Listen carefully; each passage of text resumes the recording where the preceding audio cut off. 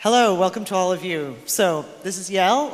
I am thrilled to have the honor to be on stage with all of you and with the woman who actually, you got her formal introduction there, but in fact, those of you who might have been reading will know that she was advertised as an all-around badass woman. And that, I think, there are a lot of us women out there who would like to have, ourselves described as that. How did that feel, Yael, to know that you're an all-around badass woman? Hi. Well, thank you as well for being here. It was actually great when Toa put out the speaker alert and I saw that they were describing me as an all-around badass woman. I admit it was pretty cool because even speaking out at all is a very new thing for me, so it was really comforting. And yeah, it also, I mean, at the end of the day, I want lots of young girls and young women to realize that they can do this really cool stuff too, so I liked it. Yeah, which I think is a really important message, to have out here, that a woman like yourself, and maybe you can talk a little bit about your journey. So you spent 16 years in public service. You were in some pretty interesting places. What drove you into public service? Why did you decide to go into global security and ultimately wind up working as an intelligence officer? So I always knew from a very young age that I wanted to be involved somehow in global affairs. It was that vague. I just knew I wanted to be involved in global affairs, whether that be on the foreign policy side or global development. I just had this fascination with the world. And at the age of 14, I told my parents, I want to get out of the United States, and they let me go off for a year at 15 in high school. So I started my international trek very young.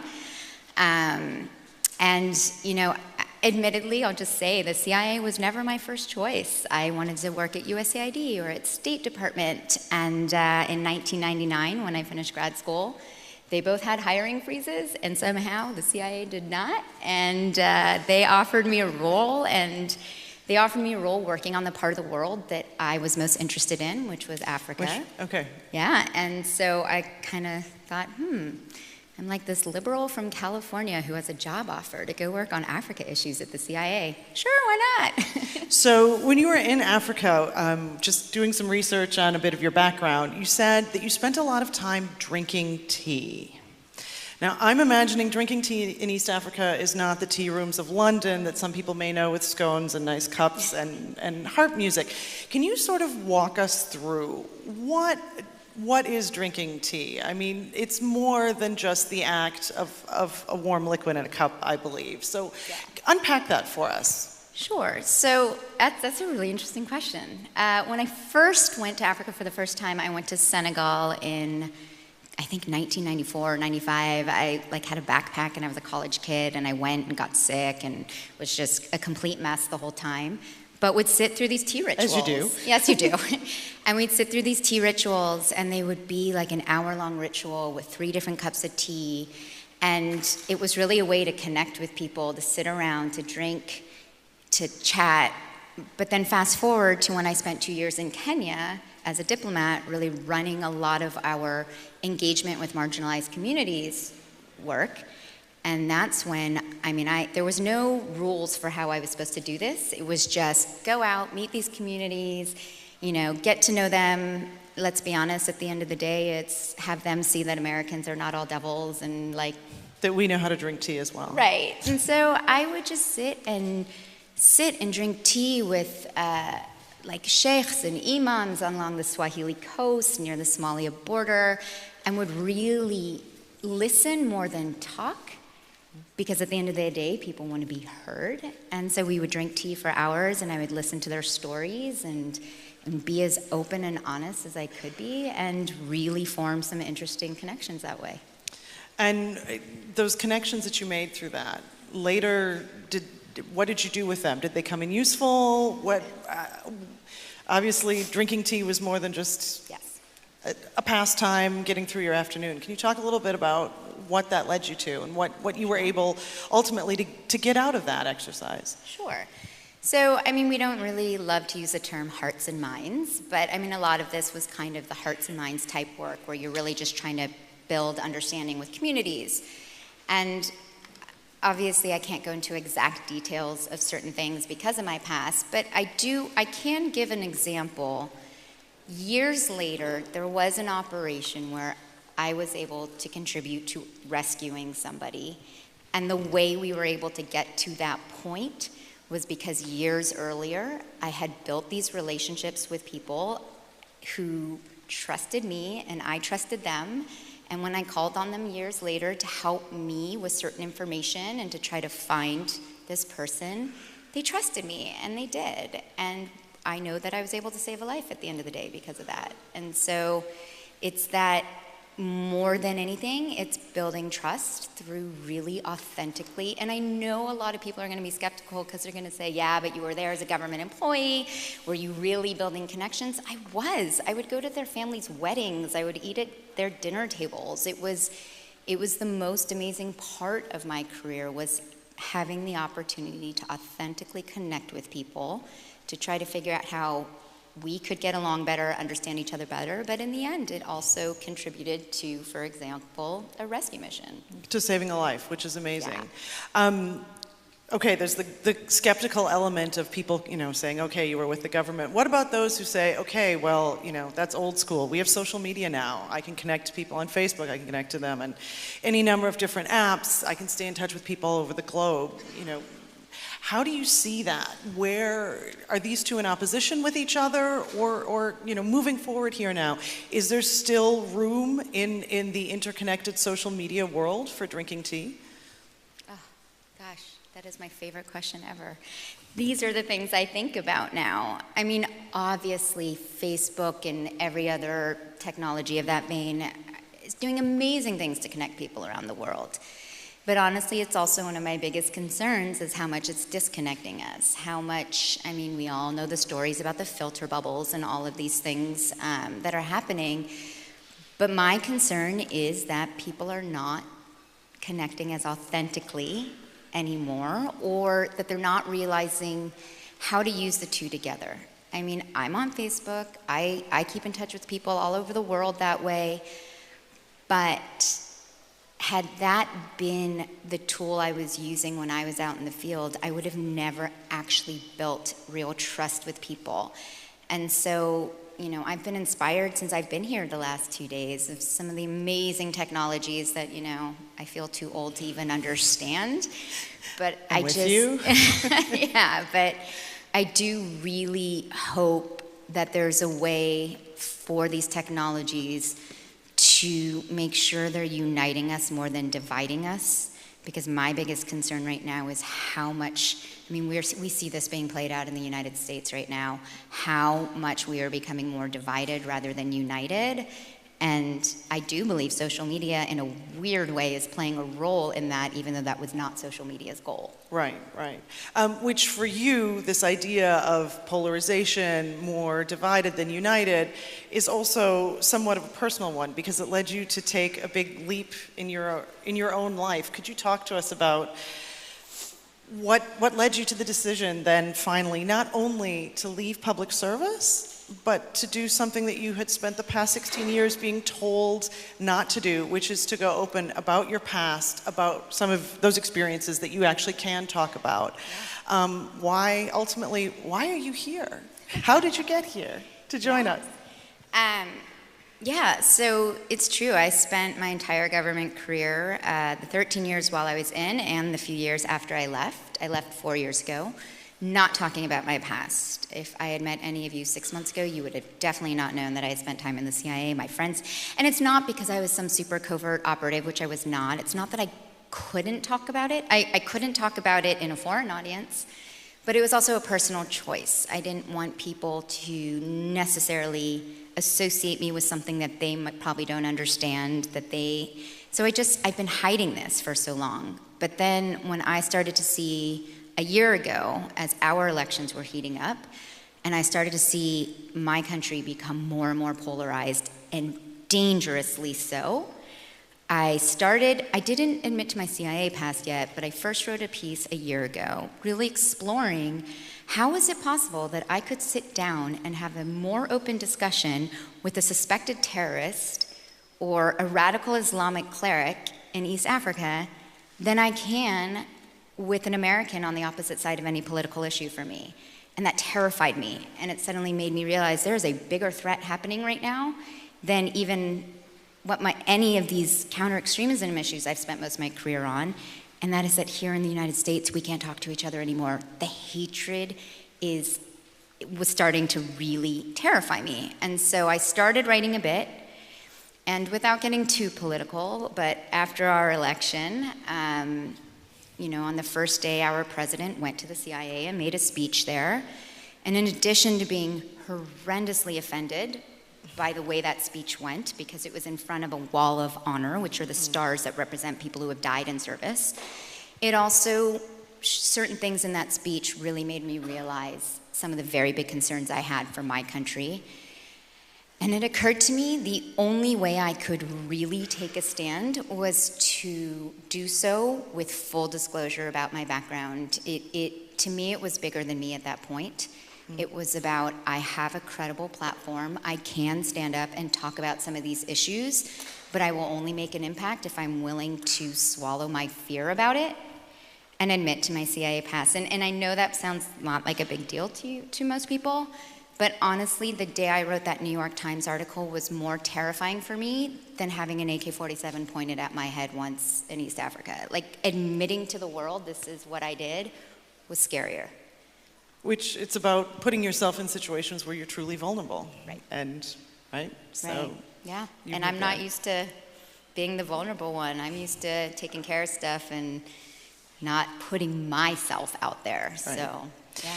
But so now you're out here and you're with us, for which I think we're all quite grateful, because you have some plans going ahead. So we've gotten through your past and where you are now. Where do you see yourself going from here? What would you like to achieve in the coming years? And now that you're out here, you've got this incredible body of knowledge. What do you think you can do with it? So there's actually a few different things that I'm hoping to do with all of this. I mean, I'm going to start teaching in the fall, teaching national security courses at NYU. So that's exciting, because I do want, in particular, young women, but young women and men, to actually see that there is value in public service, and hopefully to be inspired by some of my stories in the classroom. But separate from that, I mean, there's two major things. There's my serious passion right now, which is, I've always been very globally focused, but right now I think it is my time to help some of the things I see happening in the United States. And that means doing what I can to bring civil discourse back to the United States, and even taking some of the sort of hearts and minds work I used to do overseas and figure out, how do I repurpose that here in the United States?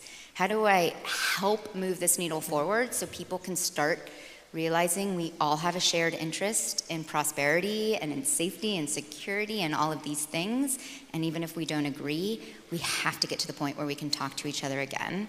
So that's sort of the passion side. And then, I've been working with startups, and startups and big companies as well, people who are working globally and really want someone to help them understand how to do so in a smarter way, whether it's helping them understand how to mitigate their risks or, understand some of their unintended consequences. Again, for example, this crowd, a lot of you guys are doing this amazing stuff that, again, is a little bit over my head in the technology world. And I've had these interesting conversations about, oh, wow, well, so if you do this, does that mean that this unintended consequence might happen in society? And sort of look at me funny, and I think, well, I know that you don't think that's your responsibility, but let's think through a way that you can also make sure you're having a positive impact on society, even if it's not your role to worry about that. Right. Let's talk through some of the ways that we all want a more prosperous society. So working with people to kind of think through the risks and think through a more holistic way of tackling any number of challenges, and really trying to inspire the private sector to play a large role in our shared interests. What would you like to see? So the private sector and tech, where do you see already that there are possibilities, that some of these goals that you have, some of this idea of translating the hearts and minds, for lack of a better word, right? This idea of connecting and of spreading understanding. What role do you think tech and entrepreneurs and some of these young people can play in that? Sure. I have no doubt that there are tech solutions to help this bringing people back together in more civil discourse. I really hope that a lot of the younger entrepreneurs also try to see how they can make sure that while technology can serve so many incredibly positive purposes, that at the end of the day, human connection and human empathy matters, and how to make sure to build some of that in. And then I would challenge everyone to really think about, are you willing to work with people who are not like-minded? And I know it's a little bit of a shift, but that is one of like the biggest things as well. More and more, we are only talking to, associating with, and working with people who are like-minded. And I really think all of your products and all of the things you're doing can only be enriched if you're willing to work with people who may be on the opposite side of an ideological fence from you, of different political party than you, different whatever, whether it's religion, race, anything. Do you have tips? I mean, you worked as an American woman in East Africa, a Muslim society. Do you have tips? Are there takeaways that you had that you think are useful, that you could pass on, that you could share? Like, how do you traverse those boundaries? How can you open up to someone who you know actually thinks that they should hate you? Yeah, and at the end of the day, it's being willing to first and foremost listen. And that is difficult, especially when we are actually more connected to our phones now often than to that moment of drinking tea for 4 hours. Mm-hmm. But it's, I've always sort of been this outsider, right? I was this somewhat extroverted, bubbly young woman in the CIA, and most analysts are very sort of introverted and much more, so I was the opposite there. I worked in a pretty conservative society, and I also worked in-house at ExxonMobil, running their corporate social responsibility sort of measurement and evaluation and whatnot.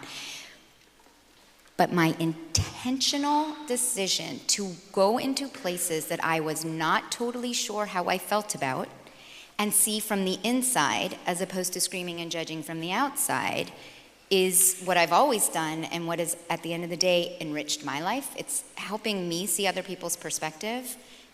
Was the only way for me to accomplish certain goals. And so, in the age of technology, I have one friend, for example, I'll give an example from a friend of mine, created this app, and it's sort of based on the Tinder app. You swipe left, swipe right.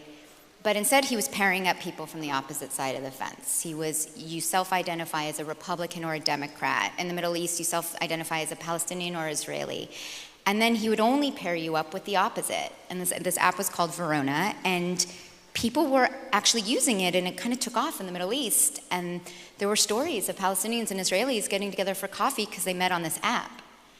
So I would just challenge people to take the risk of working with, associating with, talking with people who are not like-minded. You don't have to agree at the end of that conversation, but you will be enriched if you are able to listen to their stories and see where they're coming from, and to share your stories.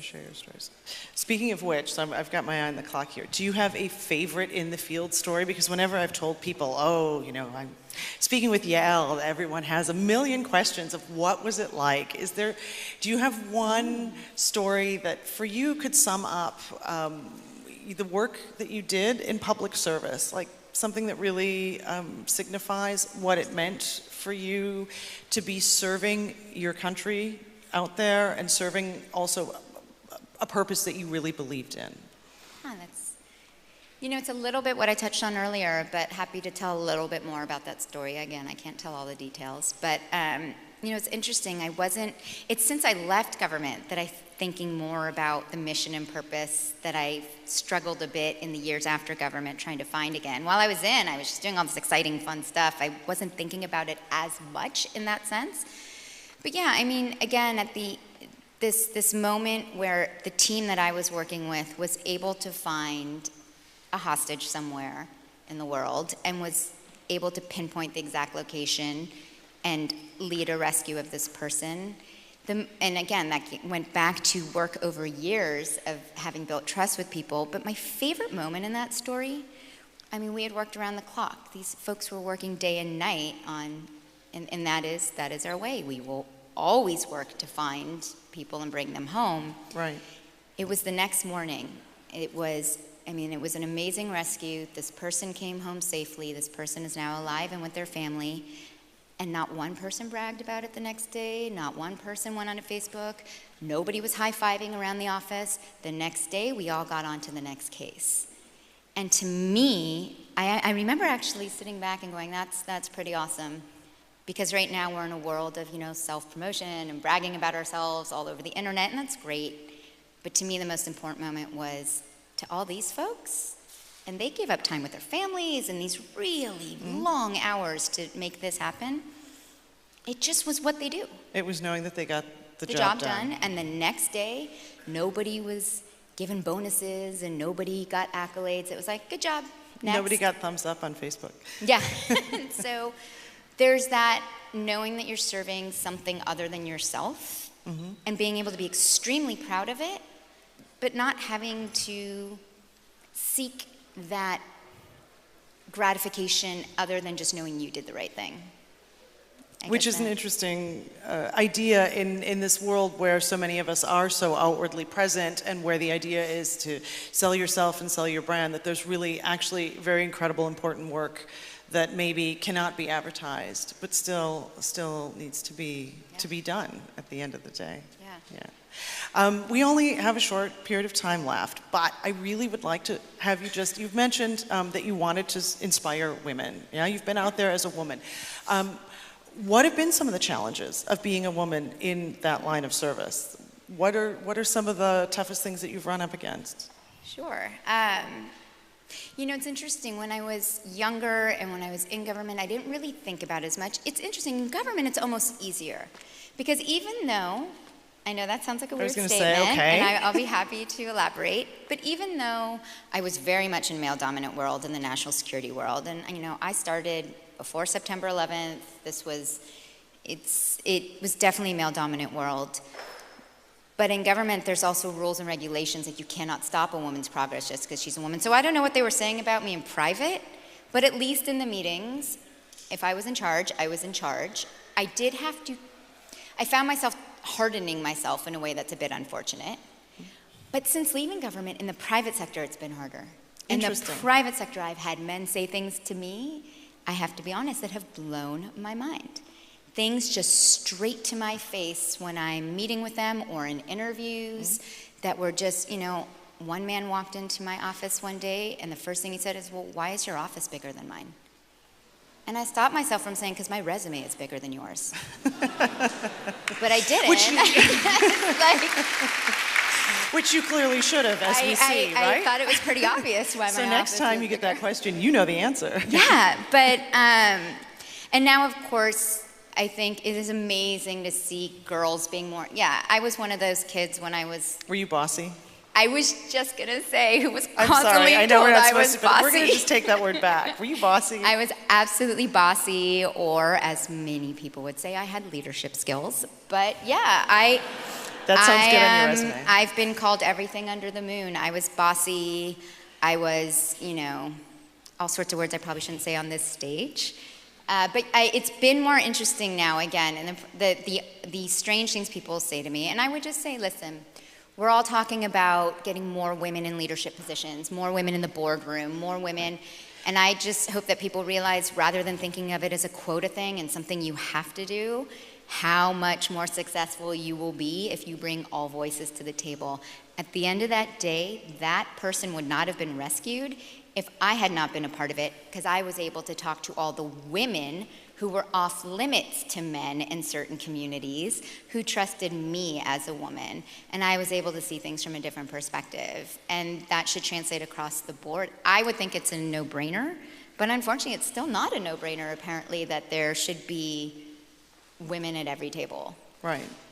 But so would you say that experience of being a woman in a male-dominated environment helped you to develop a certain thick skin? Oh my gosh, yes. Throw anything at me, I've got a very thick skin. Well, have you had things thrown at you since you've outed yourself? I will say outed since you come out. What have been the most difficult things to handle? It's interesting. Again, it's only been about 4 or 5 months since I've admitted to my past. I have received, and I think it's interesting, when women receive what people think are anonymous hate messages online, somehow they're never that anonymous. We also get comments about our looks, comments about, and I received one on the 4th of July, and it was a tirade about what an unpatriotic fill in the blank, I won't curse here, although I do curse like a sailor, fill in the blank, and then at the end of it, after telling me what a bad American I am and how terrible I am, it then ended with, you guys are gonna laugh at this one, take your ugly ass hairstyle and move to the EU where you belong. I mean, and here you are. Here Although I you're am. not here permanently. So, apparently, yeah, I mean, I get called a lot of unfortunate words online sometimes. For the most part, though, not as much as I would have expected, and Right. it's because when I write my articles or when I go on the news, I actually don't believe in standing on my soapbox and screaming from a perspective of just one side. So, like the New York Times piece, Right. I wrote about service, I wrote about whether you're a Democrat or Republican. We should all have the same interest in this national security issues, even though we have different approaches. And so actually I haven't been as attacked as much as I could because I consider myself somewhat politically bilingual and have a way of making sure when I speak, I'm trying very hard to not assume that everybody on the other side is absolutely a horrible person. Right, which comes back to the idea of inclusion and listening that you were talking about. Right. So, and with that, unfortunately, we are out of time. We're not going to have time for questions, but Yael is around. All can recognize her, and Feel free so to come I'm up sure and she'd say be happy hi. to take any questions. Thank you all for your attention, and enjoy the rest of TOA.